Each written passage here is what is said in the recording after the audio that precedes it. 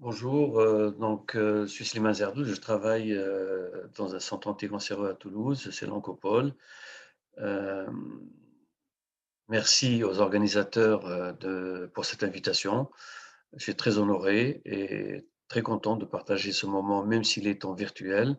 Évidemment, j'aurais aimé être avec vous à Alger, passer quelques bons moments avec vous, mais bon, la vie est ainsi faite et que il y a des choses qu'on ne peut pas prévoir et en particulier cette histoire de Covid. Voilà, je suis triste de le faire, de Toulouse et de ne pas être avec vous, mais c'est ainsi, c'est la vie, voilà. Merci beaucoup encore une fois pour cette invitation et un grand bravo vraiment aux organisateurs qui ont maintenu ce congrès, qui ont, tout fait pour que ça se maintienne et bravo et félicitations parce que j'espère que ce sera uniquement cette fois-ci en virtuel et qu'on aura l'occasion d'un quatrième congrès maghrébin de médecine nucléaire où on sera tous ensemble, où on pourra partager quelques moments agréables. Donc, je vais vous parler de la redifférenciation. Le professeur Coubon vous a parlé de la theranostique. C'est toute la médecine nucléaire qui se trouve dans une phase très sympathique avec ce genre d'idées, avec ce genre d'avancées. Et la redifférenciation du cancer de la thyroïde métastatique est une excellente idée parce que ça ouvre des portes à des patients et ça permet de rattraper quelques patients que l'on a considérés comme étant complètement en dehors de la sphère de l'iode et qui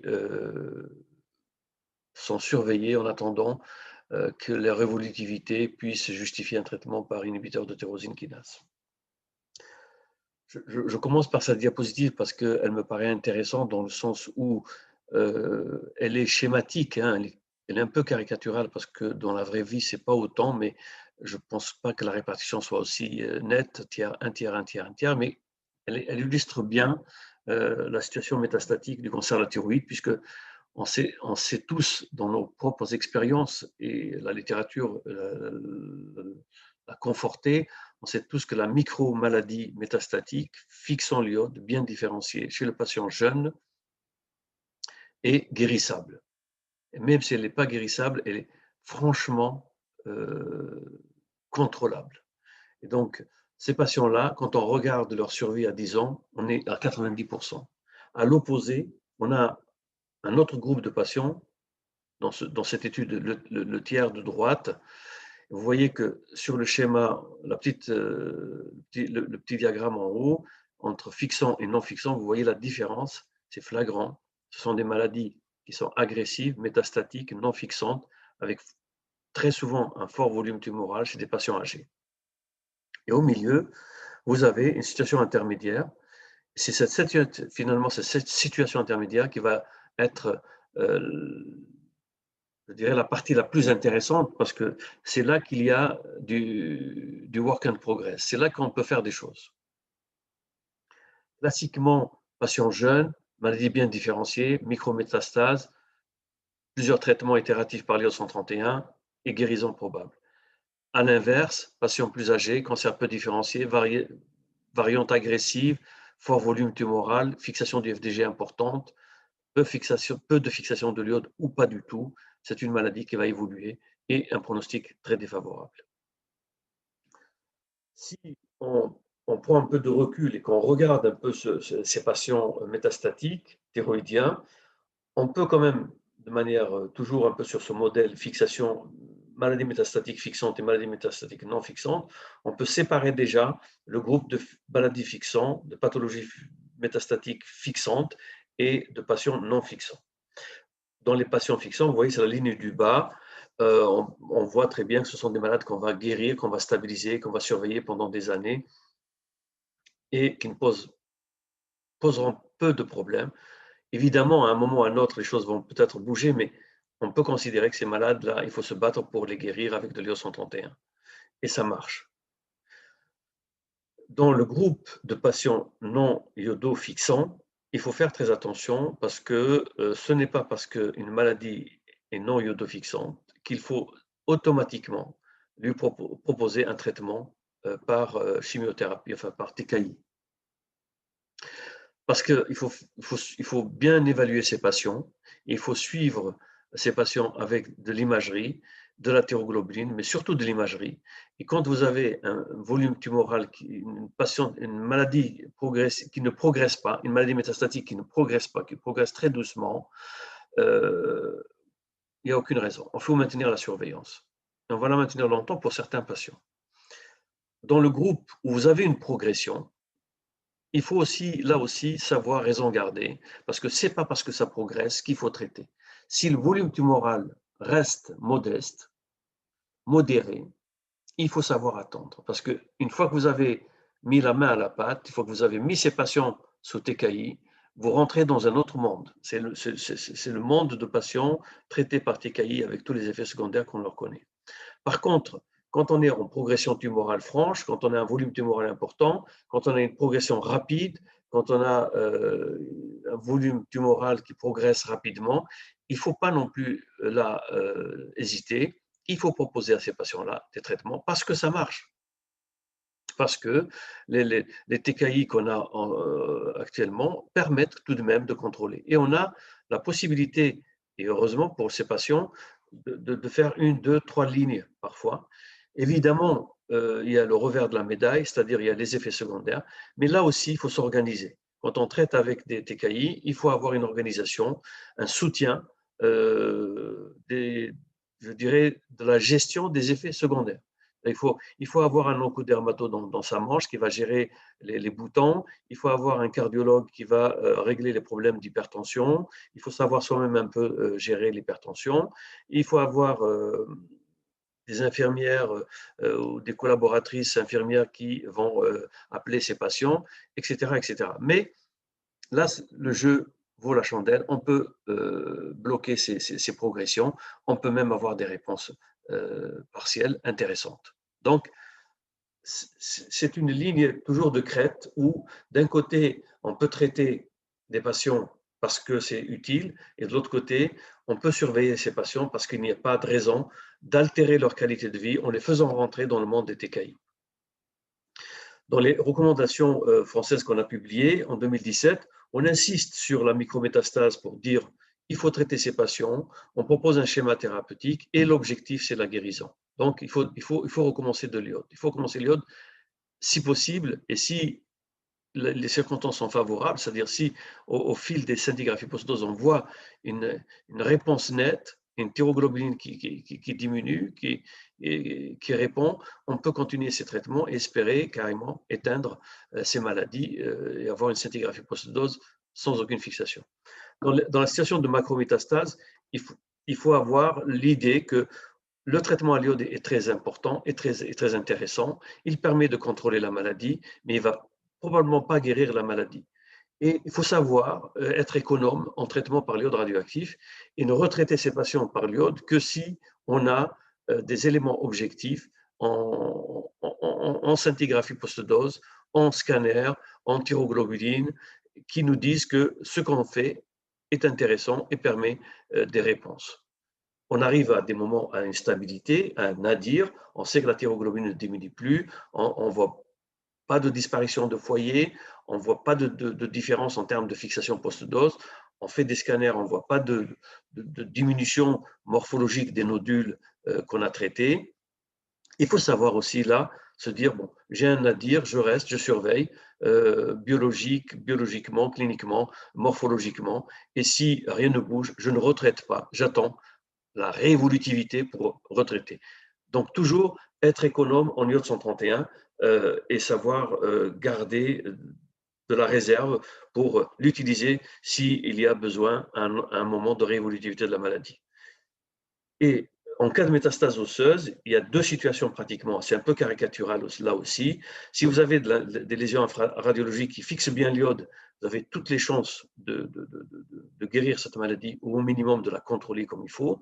Et si vous avez de la macrométastase, l'iode 131 ne peut pas suffire tout seul. Il faut associer des traitements comme la radiothérapie externe, comme la chirurgie si la lésion est menaçante en fracture, la cimentoplastie, la thermoablation. Il ne faut pas hésiter à associer ces traitements en même temps que l'iode radioactif si besoin. Et surtout, ne pas oublier que ces patients ont mal et qu'il ne faut pas sous-estimer la douleur et qu'il faut prendre en charge la douleur au même titre que les autres traitements. Quand un patient est iodoréfractaire, évidemment, il répond à une définition, même si cette définition peut poser des questions. Globalement, on peut considérer qu'un patient qui est traité par l'iode radioactif et qui est progressif, soit parce qu'il ne fixe plus, soit parce qu'il développe de la maladie non iodofixante, objectivé par le TBFDG, objectivé par l'imagerie en coupe, scanner ou IRM, objectivé par une progression de la thyroglobuline. Dans ces cas-là, il faut savoir euh, s'arrêter, classer le malade en iodoréfractaire, le surveiller et voir, en fonction de la surveillance, s'il est redevable d'un traitement par TKI. Il y a une particularité qui est apparue ces dernières années, qui est intéressante, c'est la notion de biologie moléculaire. Donc, il faut rechercher la mutation de BRAF, il faut rechercher la mutation de RAS, il faut rechercher la mutation de TRAC, il faut rechercher la mutation de TERT, peu importe. Il faut avoir un panel de mutations qui permettent, par exemple, de discuter la redifférenciation en cas de mutation de RAF ou RAS, qui permettent, en cas de mutation NTRAC, de proposer des thérapies qui sont efficaces. C'est très rare, mais ça marche très très bien avec des TKI qui vont avec. Les réarrangements de fusion de RET peuvent être intéressants parce que maintenant, on a des médicaments qui sont des anti-RET. Donc, vraiment, si vous pouvez, si vous avez les moyens, si vous avez la disponibilité, il faut de manière systématique, de mon point de vue, demander la biologie moléculaire pour ces patients-là, soit sur la tumeur primitive, soit sur le ganglion métastatique, soit sur une biopsie d'une lésion qui est accessible et qui n'est pas forcément morbide en biopsie. Donc, c'est vraiment un point important. Alors, j'aime bien cette diapositive parce que ça permet de mettre bien en place les idées que finalement l'iode, s'il n'a pas de porte d'entrée, il ne peut pas faire grand-chose. Et on sait très bien, si on compare par exemple un tissu normal, une maladie de base d'eau et un cancer papillaire de la thyroïde, on sait très bien que l'expression de Nice n'est pas la même. Évidemment, dans votre cancer papillaire, déjà à la base, même quand c'est un cancer classique, bien différencié, déjà à la base, vous avez une perte de l'expression de Nice. Mais si on regarde, par exemple, dans la maladie de base d'eau, vous voyez qu'avec une activité de 10 millicuries, vous pouvez détruire une glande thyroïde en entier. Donc, c'est bien, de manière aussi simple que ça, c'est bien l'expression de Nice qui va conditionner la réussite du traitement par l'iode radioactif. Quand on va plus loin, on plonge à l'intérieur de la cellule et là, c'est vraiment hyper intéressant. Je vous recommande vivement cet article de cet auteur qui est apparu en 2019.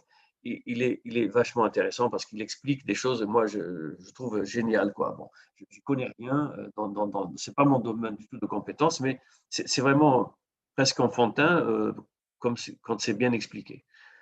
Globalement, ce qu'on sait, c'est qu'une cellule va développer toutes les voies de signalisation pour favoriser la prolifération et lutter contre l'apoptose. Ce sont ces deux leitmotifs, ces deux principales préoccupations.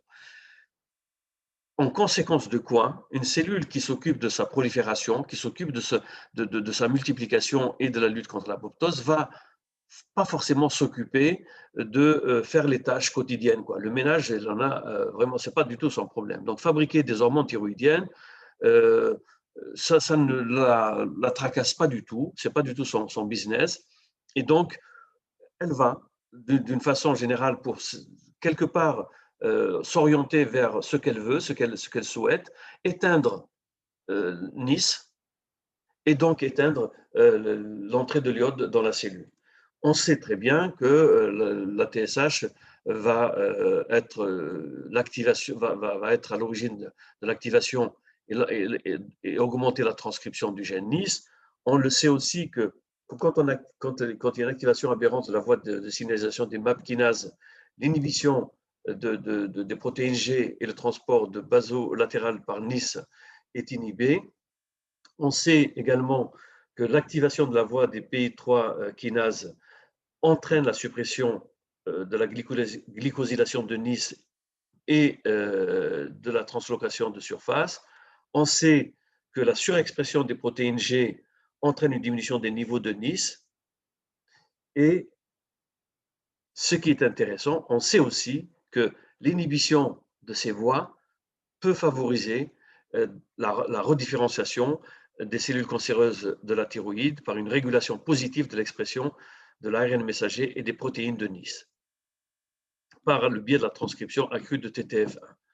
Exemple, l'inhibition de mTOR par everolimus, et il y a eu une ou deux publications dans ce sens qui ont été faites dans le cadre de la redifférenciation. Donc, si on regarde finalement ces voies de prolifération, ces voies de signalisation, pardon, vous voyez qu'à chaque fois que vous pouvez inhiber soit l'expression, la surexpression d'un récepteur, soit une voie de prolifération, vous allez favoriser et remettre la cellule dans une atmosphère où il n'est plus question de faire du 100 mètres ou du 200 mètres, mais de rentrer en mode marathon, tranquille, on se remet à manger de l'iode et éventuellement, pourquoi pas, à fabriquer des hormones thyroïdiennes. Un exemple, quand on regarde dans les tumeurs mutées BRAF et quand on les compare à des cancers thyroïdiens non mutés ou à un tissu normal, vous voyez que de manière significative, l'expression de Nice est nettement défavorable en cas de mutation BRAF. On voit aussi une surexpression de GLUT1 qui est témoin quelque part aussi, le reflet quelque part de la prolifération et de la consommation de sucre. Ce qui explique en particulier la fixation du FDG au PET des cancers thyroïdiens agressifs. On a des modèles, hein, il y a cette étude qui a été publiée sur un modèle animal avec un modèle génétiquement modifié du cancer de la thyroïde, BRAF muté, traité par inhibiteur de BRAF et de MEK. Et vous voyez sur la diapositive la réexpression induite du Nice et l'absorption d'iode radioactif. C'est assez, je dirais, clair et franc de ce point de vue-là. Des études, je vous en mets 3, mais il y en a d'autres avec d'autres molécules. Je voudrais juste insister sur l'étude de Ho en 2012, publiée dans le New England Journal of Medicine en 2013, qui était réalisée à Slough Catherine à New York. Et dire que c'est finalement un peu l'étude Princeps, quoi. Ça a été une étude extraordinaire parce qu'ils ont publié leurs résultats. C'était extrêmement impressionnant. Et on s'est dit, à ce moment-là, c'était carrément l'enthousiasme. On s'est dit, c'est fini, on va retraiter tous les cancers thyroïdiens qui ne fixent pas l'iode. On va se remettre à les retraiter avec de l'iode et ça va marcher. C'est finalement pas aussi simple que ça, mais cette étude est intéressante parce que déjà, en objectif, ce qui était quand même intéressant, en objectif principal, ils étaient juste au départ partis pour dire est-ce que si on traite avec un inhibiteur de tyrosine kinase, et en l'occurrence un inhibiteur de MEK, je vous ai mis la diapo, le petit schéma, je vous ai remis le petit schéma pour voir où ça se situe dans la voie des MAP kinases tout à fait en bas. Est-ce que si on inhibe à ce niveau-là, est-ce que ça va réinduire la captation de l'iode radioactif? Et ils ont fait donc une étude avec un PET à l'iode 124. Il y a des gens qui ont les moyens et d'autres qui ne les ont pas, mais à New York, ils ont les moyens quand même. Donc, un PET à l'iode 124, baseline, traitement par cellulmétunib, 4 semaines, et on refait un TEP à l'iode 124. Et on voit si ça fixe. En objectif secondaire, ils ont dit, si ça fixe, pourquoi pas, hein, on ne va pas faire la fine bouche, on va traiter avec de l'iode 131 et on va voir si ça répond, si la maladie répond. Le design de l'étude, il est là, vous voyez, stimulation par tyrogène, iode 124, PET, cellulmétunib 4 semaines, stimulation par tyrogène, iode 124, PET. Ils ont séparé en deux groupes les patients répondeurs qui montrent de nouveau une fixation qui montrent de nouveau une fixation en bas, là, c'est la ligne du bas, et les patients qui ne répondent pas. Vous voyez sur la petite photo que je vous ai mise dans la diapositive, il n'y a pas d'ambiguïté, hein, c'est vraiment pas une situation indéterminée, c'est une situation franche. Vous voyez le baseline ici et vous voyez la maladie qui s'est remise à manger de l'iode de manière incroyable. Quand on regarde de plus près, vous voyez que même les métastases qui fixaient peu ou de manière hétérogène l'iode se sont remises à fixer de manière intense et homogène l'iode. C'est vraiment impressionnant. Ils ont pris donc les résultats, c'est de manière un peu schématique, mais globalement, c'était 20 patients inclus, 8 n'ont pas fixé, 12 ont fixé. Sur les 12 qui ont fixé, ils ont donné de l'iode 131 en traitement. Et sur les 12 patients, 4 n'ont pas du tout fixé à la scintigraphie post-dose et 8 ont fixé à la scintigraphie post-dose. Ils les ont évalués en suivant sur la thyroglobuline, sur la morphologie, et ils ont 5 réponses partielles et 3 maladies totalement stables, ce qui est quand même vraiment intéressant. Un autre travail qui a été publié, et là j'ai choisi ce papier parce que ce n'est pas du tout le nombre là, c'est un cas clinique, c'est un case report, mais c'est extrêmement intéressant. J'aimerais partager mon enthousiasme avec vous parce que, comme vous le voyez sur ces images A et B, donc ça c'est face entre, face post, vous avez un patient qui a été traité selon le schéma d'abrafenib, trametinib, iode 131, avec une redifférenciation franche et nette, sans aucune ambiguïté. Ils ont donc arrêté le traitement, comme c'est classique, et là, ils ont refait un deuxième traitement à l'iode 131, 3 mois après. Vous voyez que l'inhibition de la voie a permis la réexpression de l'iode, donc c'est l'image A et B, et vous voyez que quand on arrête le traitement par dabrafenib et tramipinib, l'inhibition va disparaître et de nouveau la rediférenciation va s'arrêter puisque Nice va de nouveau s'éteindre et vous voyez que ce n'est pas du tout, on n'est plus du tout dans la même fixation, ce n'est pas une réponse, c'est vraiment une diminution de la fixation. Sur le plan de TEP-FDG, c'est classique. Ça, c'était avant le traitement. Vous voyez la maladie qui fixe le 18-FDG. Et ça, c'est après le traitement, une maladie qui fixe beaucoup moins le FDG. Ce qui est plus intéressant, c'est l'histologie. Donc, ils ont prélevé chez ce patient un ganglion avant le traitement. Et ils ont reprélevé le même ganglion après le traitement. Vous voyez que histologiquement, on a une présentation ici d'un cancer agressif, sans aucune organisation, sans aucune architecture thyroïdienne classique, de follicules et autres. Et vous voyez, miracle, grand miracle, ici sur la photo de droite, une réorganisation avec des follicules.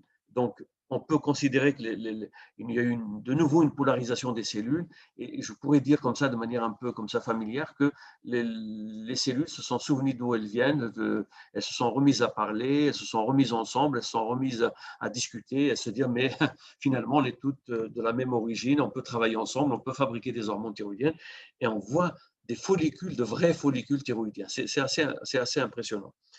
Et c'est encore plus impressionnant quand on regarde en immunohistochimie, parce que finalement, on peut se dire que ça s'est réorganisé, mais bon, pourquoi pas. Mais quand on regarde en immunohistochimie, on voit que la thyroglobuline se remet à s'exprimer. La TPO, c'est juste incroyable. La KI67 est moins intense après le traitement. Donc, KI, c'est quand même un indice d'agressivité ou de différenciation. Et vous voyez Nice sur la dernière ligne, et c'est juste impressionnant. Et quand on est encore plus loin, et là, je vous invite à me suivre comme ça là, attentivement, quand on regarde cette diapositive, c'est encore, ça confirme ce qu'on a vu en histologie, ça confirme ce qu'on a vu en immunohistochimie, mais c'est quand même encore intéressant parce que la question fondamentale, évidemment, c'était est-ce que l'iode peut de nouveau rentrer dans la cellule? À cette question, on répond oui, parce que quand on voit la scintigraphie avec les fixations pulmonaires, il n'y a pas de discussion, c'est sûr. Mais la deuxième question qu'il y a derrière, c'est est-ce que quand l'iode rentre dans la cellule, est-ce qu'il y reste? Je donne un poison, est-ce que le type il a eu le temps d'appeler le centre antipoison ou je l'empêche d'appeler le centre antipoison et c'est mon poison qui va le tuer? Donc, l'iode rentre dans la cellule, ça c'est un fait, mais est-ce qu'il y reste? Et bien, quand on voit ce schéma et ces dosages de T4, de T3, de thyroglobuline, et qu'on voit que les cellules tumorales se remettent à fabriquer des hormones thyroïdiennes et de la thyroglobuline, ça veut tout dire. Ça veut dire que non seulement l'iode rentre, mais il y reste. Et c'est ça qui va faire l'effet thérapeutique. Vous êtes d'accord avec moi, vous êtes médecin nucléaire, donc vous connaissez la radiothérapie interne vectorisée. C'est exactement ce qu'on cherche. C'est le temps de résidence, l'entrée et le temps de résidence. Évidemment, ça, c'est une preuve, à mon avis, je ne sais pas si vous êtes d'accord avec moi, mais c'est vrai, une vraie preuve que non seulement l'iode est rentré, mais qu'en même temps, quand on regarde ce que ça donne, l'iode est resté dans les cellules tumorales. Donc, redifférenciation et au sens réactivation de l'entrée de l'iode par Nice, mais redifférenciation aussi au sens où la cellule cancéreuse qui ne sait plus ce qu'elle savait faire, qui a oublié ce qu'elle savait faire, se remet en mémoire sa capacité à manger de l'iode et à fabriquer des hormones thyroïdiennes, donc à garder l'iode 131 à l'intérieur et donc à permettre que l'iode fasse son travail d'irradiation de la cellule. Des exemples de méraiode, donc du protocole français. Vous voyez, là, c'est un exemple, je n'ai pas résisté à la tentation de vous montrer ça, parce qu'ici, on a affaire à 2 scintigraphies diagnostiques, donc qui ont été faites avant et après traitement. Et vous voyez que là, on n'est même pas en dose dépendant, parce que ça a été fait avec 5 millicuries avant et après. Vous voyez la différence, c'est assez bluffant. Des exemples de chez nous, c'est un patient qui a été inclus dans Méraiode, il a été traité, vous voyez la redifférenciation, vous voyez la fixation de la maladie de nouveau, et ce patient, sur le plan morphologique, il a répondu à plus de 50%, il a eu le droit à un deuxième traitement comme prévu par le protocole Méraiode, et il est encore en surveillance. Je devais le voir la semaine dernière, il n'est pas venu à cause de Covid, mais on le surveille encore, il a une réponse morphologique qui est extraordinaire. Actuellement, il est en situation de surveillance simple. Un peu, pour vous montrer un peu des choses de manière un peu plus, je dirais un peu plus fine, mais bon, ce n'est pas tellement le mot, mais cette patiente a été également inclue dans Méraiode chez nous. Vous voyez la scintigraphie à droite post-thérapeutique, donc maladie non iodofixante. La scintigraphie à gauche, maladie redevenue iodofixante après traitement par dabrafenib et trametinib. Et en SPECT-CT, vous voyez des nodules ici qui ne fixent pas du tout l'iode, ici qui ne fixent pas du tout l'iode, un nodule à gauche, un nodule à droite. Il y a d'autres nodules, mais j'ai pris cela pour l'exemple. Vous voyez qu'après traitement, il n'y a pas photo, ça fixe de manière franche et nette l'iode 131 après le traitement par l'iode 131. Ici, le MIP comparé à celui-ci, il n'y a pas photo. Et vous voyez aussi le nodule du cul-de-sac de la lobe inférieur droit qui fixe l'iode de manière franche. Alors, pour continuer dans l'idée qu'il ne suffit pas de faire entrer l'iode, mais il faut aussi avoir des mesures concrètes. Vous voyez qu'en morphologie, c'est la même patiente donc, que la diapositive d'avant. Vous voyez, ici, avant traitement, ici, après traitement, la réponse est objective. On est passé de 17 à 9 mm. Et le TEP-FDG avant, le TEP-FDG après. Un deuxième nodule ici dans le lobe inférieur droit, qui fixait peu le FDG, et vous voyez qu'il est pratiquement, il a pratiquement disparu, il fait à peine 1 ou 2 mm dans la réponse, dans l'évaluation. C'est dommage qu'on ne puisse pas faire défiler les coupes parce qu'il y a des nodules, des petits nodules qu'on ne voit plus actuellement, qui étaient en baseline et qu'on ne voit pas du tout actuellement. Donc, c'est vraiment une vraie réponse qui se maintient dans le temps puisque ce scanner ici date de juin 2018 et ici, on est en septembre 2020.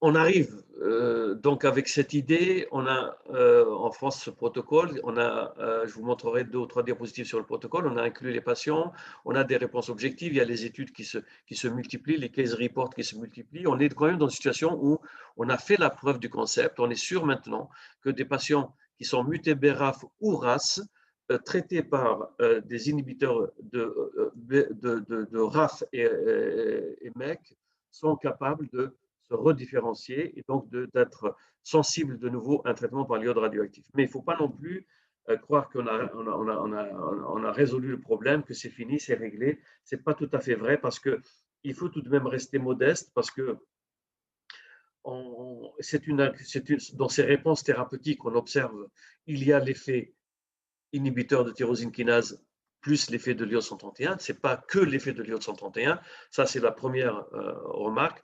La deuxième remarque, si vous traitez de gros volumes tumoraux, mais ça, c'est valable pour toute la radiothérapie interne vectorisée, vous n'allez pas espérer des miracles, vous n'allez pas faire des miracles. Donc, il faut traiter des maladies qui ont un volume tumoral modeste, qui sont en progression, parce que vous ne pouvez pas traiter des patients en redifférenciation s'ils ne sont pas en progression, mais qui gardent quand même un volume modeste. On pense que moins de 3 cm, c'est raisonnable pour des nodules parenchymatopulmonaires, pour l'os, des petites lésions infraradiologiques ou à peine visibles. Ça reste vraiment de très bonnes indications. Bien sûr, valider le principe que ce sont des patients qui ont eu un traitement par l'iode radioactif et qui ne fixent plus l'iode, ou très très peu, donc ce sont qui répondent à la définition des malades iodoréfractaires. Et je crois que si les patients répondent à l'ensemble de ces critères, je crois qu'aujourd'hui, avec l'ensemble de la bibliographie existante, et j'espère avec la prochaine publication de Merayot, dans laquelle il y a quand même 30 patients, avec des données extrêmement bien structurées, je pense qu'on peut raisonnablement, en réunion de concertation pluridisciplinaire, on peut parfaitement valider, nous on le fait du moins, on peut valider aujourd'hui un protocole de redifférenciation et il nous arrive aujourd'hui, en réunion de concertation pluridisciplinaire, quand un patient répond à tous ces critères-là, de proposer un traitement de redifférenciation.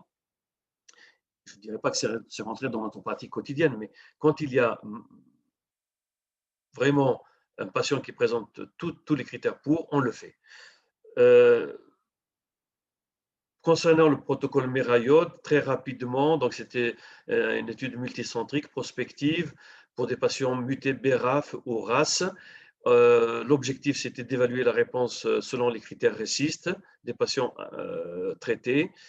Et on a traité les patients mutés BRAF par l'association dabrafenib et trametinib, et on a traité les patients mutés RAS uniquement par trametinib.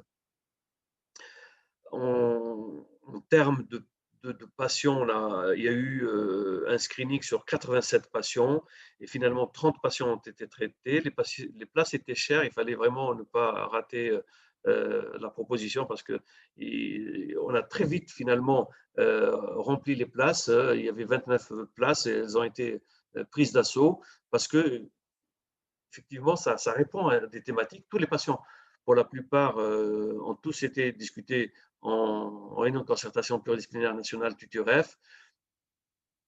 Et je ne peux pas vous communiquer les résultats de ce protocole parce qu'ils sont sous embargo, puisqu'il y a une soumission à l'endocrine 2020 qui a été envoyée. On espère une publication dans un journal intéressant, donc il faut faire attention à la gestion des résultats. Mais je peux quand même vous donner les miens en toute confidentialité. 6 patients inclus dans le centre à Toulouse.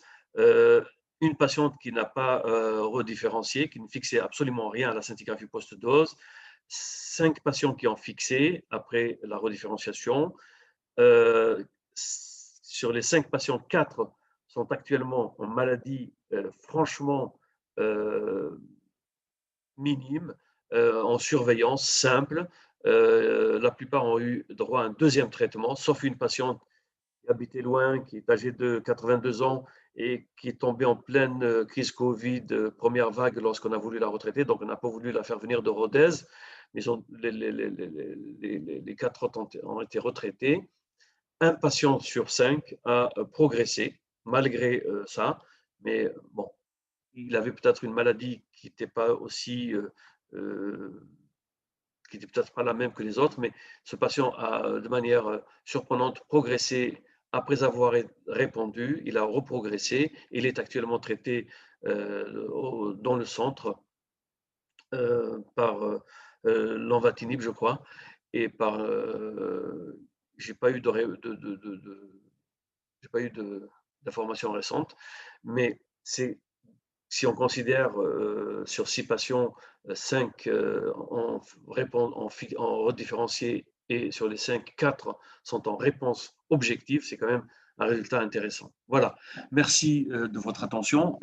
J'espère que ce sujet vous a intéressé. Je suis disposé évidemment à toutes les questions que vous avez en tête et j'espère qu'on pourra échanger. Je finis ma présentation en virtuel. À bientôt.